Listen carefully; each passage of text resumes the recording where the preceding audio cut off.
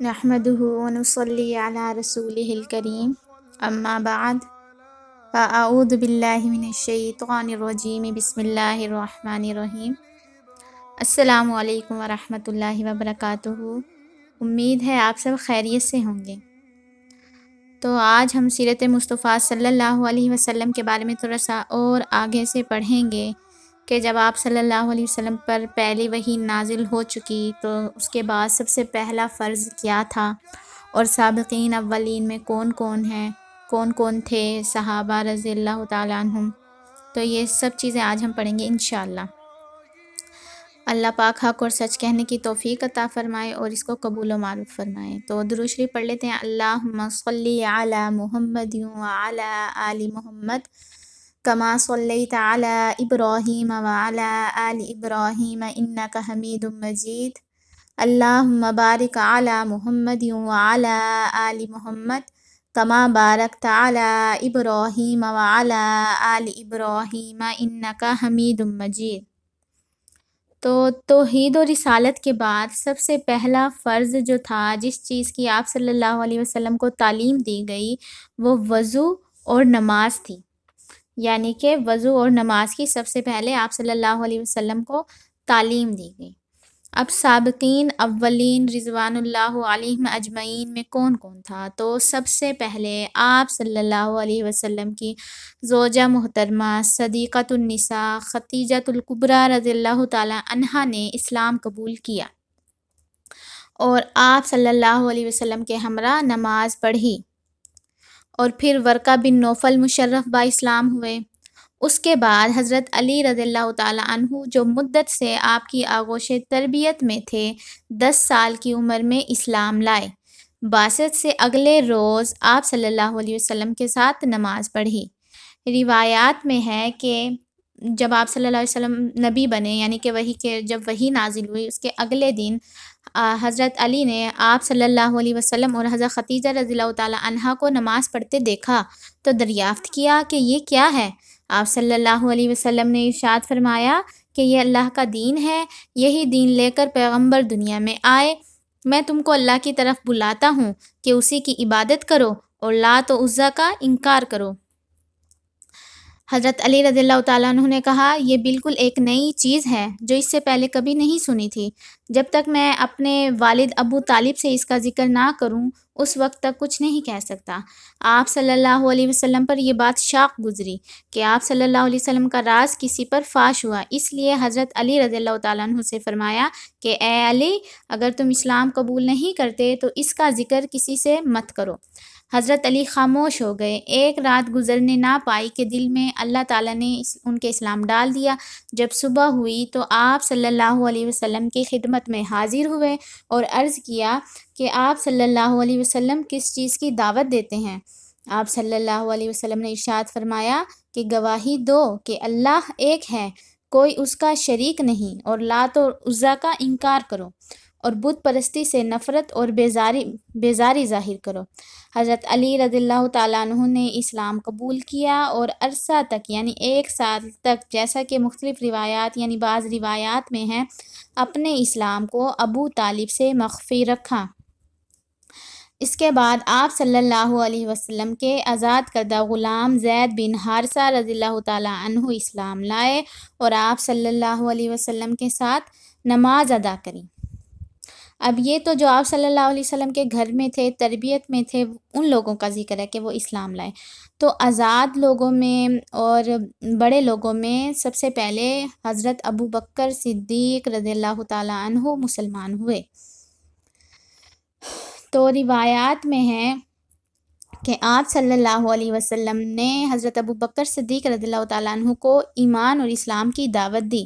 ابو بکر صدیق رضی اللہ تعالیٰ عنہ نے بلا کسی تأمل اور تفکر کے، بغیر کسی غور اور تدبر کے آپ صلی اللہ علیہ وسلم کی دعوت کو قبول کیا۔ چنانچہ ایک حدیث میں ہے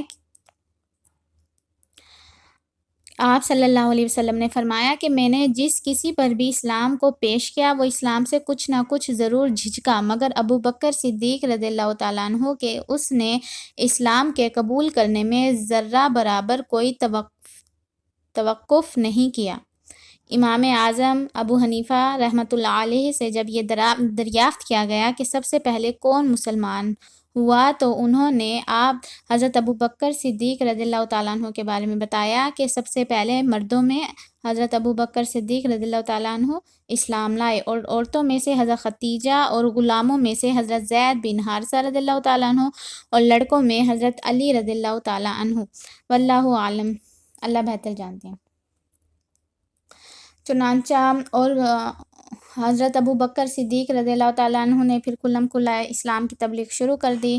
چنانچہ ان کی تبلیغ سے حضرت عثمان بن عفان، زبیر بن عوام، عبد الرحمن بن عوف، طلحہ بن عبید اللہ اور سعد بن ابی وقاص رضی اللہ تعالیٰ عنہم ایمان لائے۔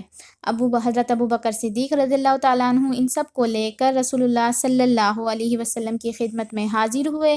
سب نے اسلام قبول کیا اور آپ صلی اللہ علیہ وسلم کے ساتھ نماز پڑھی۔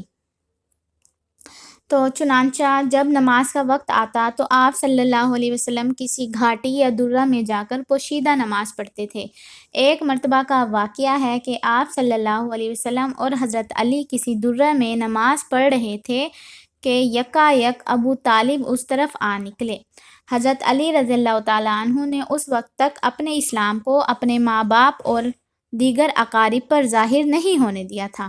ابو طالب نے آپ صلی اللہ علیہ وسلم سے مخاطب ہو کر دریافت کیا کہ اے بھتیجے، یہ کیا دین ہے اور یہ کیسی عبادت ہے؟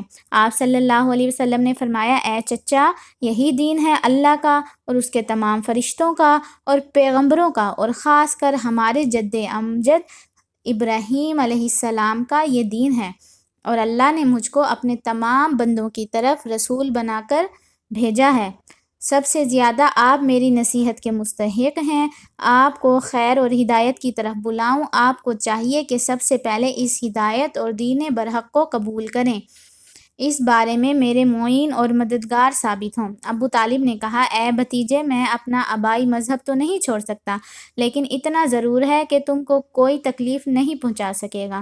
اس کے بعد حضرت علی رضی اللہ تعالیٰ عنہ کی طرف مخاطب ہو کر کہا، اے بیٹے، یہ کیا دین ہے جس کو تم نے اختیار کیا ہے؟ حضرت علی نے کہا کہ والد، میں ایمان لایا ہوں اللہ پر، اس کے رسول پر، اور جو کچھ وہ من جانب اللہ لے کر آئے اس کی تصدیق کی، اور ان کے ساتھ اللہ کی عبادت اور بندگی کرتا ہوں اور ان کا فرما بردار ہوں۔ ابو طالب نے کہا، بہتر ہے، تم کو بھلائی اور خیر ہی کی طرف بلایا ہے، ان کا ساتھ نہ چھوڑنا۔ چنانچہ اس کے بعد حضرت جعفر بن ابی طالب، یعنی کہ حضرت علی کے بھائی حضرت جعفر رضی اللہ تعالیٰ عنہ ایمان لائے۔ تو روایات میں ہے کہ ایک روز حضرت علی رسول اللہ صلی اللہ علیہ وسلم کے ساتھ مشغول عبادت تھے۔ حضرت علی آپ صلی اللہ علیہ وسلم کے دائیں جانب تھے۔ اتفاق سے ابو طالب ادھر سے گزرے۔ جعفر رضی اللہ تعالیٰ عنہ بھی آپ کے ہمراہ تھے۔ آپ صلی اللہ علیہ وسلم کو جب نماز پڑھتے دیکھا تو جعفر سے مخاطب ہو کر کہا، اے بیٹا، تم بھی علی کی طرح اپنے چچا زاد بھائی کے قوت بازو ہو جاؤ اور بائیں جانب کھڑے ہو کر ان کے ساتھ نماز میں شامل ہو جاؤ۔ چنانچہ حضرت جعفر رضی اللہ تعالیٰ عنہ سابقین اسلام میں سے ہیں۔ 31 یا 25 صحابہ کے بعد مشرف با اسلام ہوئے۔ اس کے بعد بہت سے صحابہ جو ہیں وہ اسلام لائے، ان میں جو ہے حضرت سعد بن ابی وقاص ہیں، خالد بن سعید بن عاص ہیں، حضرت طلحہ رضی اللہ تعالیٰ عنہ ہیں، اور بھی بہت سے صحابہ کرام ہیں جو کہ ایمان لائے۔ یہ تمام سابقین اولین میں سے ہیں۔ چنانچہ جب مسلمانوں کی تعداد تھوڑی سی زیادہ ہوئی اور رفتہ رفتہ لوگ اسلام میں داخل ہوتے رہے اور مسلمانوں کی ایک چھوٹی سی جماعت ہو گئی، تو حضرت ارقم رضی اللہ تعالیٰ عنہ کا مکان جو ہے، ان میں وہ جو صحابہ تھے ادھر جمع ہونے لگے۔ تو حضرت ارقم رضی اللہ تعالیٰ عنہ بھی سابقین اولین میں سے ہیں، 7ویں یا 10ویں مسلمان ہیں۔ کوہ صفا پر آپ کا مکان تھا۔ حضرت عمر کے اسلام لانے تک رسول اللہ صلی اللہ علیہ وسلم اور صحابہ کرام وہیں جمع ہوتے تھے۔ حضرت عمر رضی اللہ تعالیٰ عنہ کے اسلام لانے کے بعد جہاں چاہتے تھے نماز پڑھتے تھے۔ تو یہ تھے سابقین اولین، ان میں اور بھی بہت سے ہیں لیکن میں نے آپ کو کچھ بتائے ہیں۔ اللہ تعالیٰ اس کو قبول و معروف فرمائے۔ چنانچہ جہاں پر مسلمان جمع ہوتے تھے اور نماز پڑھتے تھے اس کو دار ارقم کے نام سے موسوم کیا گیا، یعنی کہ جو حضرت ارقم رضی اللہ تعالیٰ عنہ کا گھر تھا اور وہاں پر مسلمان جمع ہو کر اکٹھے ہو کر اللہ کی عبادت کرتے تھے، نماز پڑھتے تھے، تو اس جگہ کو دار ارقم کہتے ہیں۔ تو یہ یہاں پر چھوٹی سی جماعت جمع ہوتی تھی اور نماز پڑھتی تھی جب تک حضرت عمر ایمان نہیں لائے تھے۔ لیکن اس کے بعد جب حضرت عمر رضی اللہ تعالیٰ ایمان لائے تو انہوں نے کھلم کھلا یہ کہہ دیا کہ جہاں چاہو نماز پڑھو، اگر کوئی نہیں روک سکتا۔ تو واللہ عالم بالصواب۔ جزاک اللہ خیرہ و احسن جزا فی الدارین۔